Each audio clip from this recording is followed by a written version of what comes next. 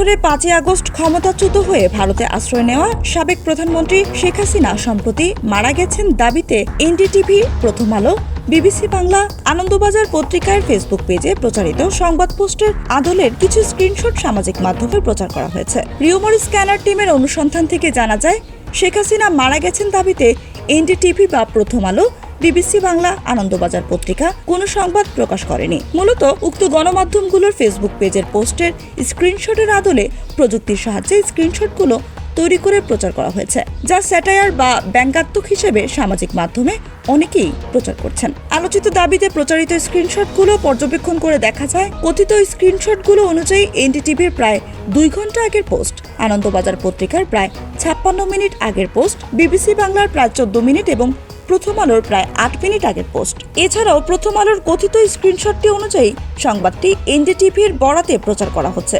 তবে অনুসন্ধান করে এসব কোনো সংবাদ মাধ্যমে এই ধরনের কোনো সংবাদ পাওয়া যায়নি। একজন সাবেক প্রধানমন্ত্রী মারা গেলে তা গণমাধ্যমে ফলাও করে প্রচার হবে, এটা স্বাভাবিক, কিন্তু প্রাসঙ্গিক কিওয়ার্ড সার্চ করে দেশীয় ও আন্তর্জাতিক গণমাধ্যমে এমন কোনো তথ্যই মেলেনি। এছাড়া শেখ হাসিনার ছেলে সজীব ওয়াজেদ জয়ের ফেসবুক পেজ, মেয়ে সাইমা ওয়াজেদ পুতুলের এক্স অ্যাকাউন্ট এবং আওয়ামী লীগের অফিসিয়াল ফেসবুক পেজ পর্যবেক্ষণ করে শেখ হাসিনার মৃত্যুর দাবি সংক্রান্ত কোনো তথ্যই পাওয়া যায়নি। সুতরাং এনডিটিভি, প্রথম আলো, বিবিসি বাংলা, আনন্দবাজার পত্রিকার ফেসবুক পেজে প্রচারিত সংবাদ পোস্টের আদলে প্রচারিত স্ক্রিনশটগুলো ভুয়া এবং সেগুলো স্যাটায়ার বা ব্যঙ্গাত্মক হিসেবে প্রচার করা হয়েছে।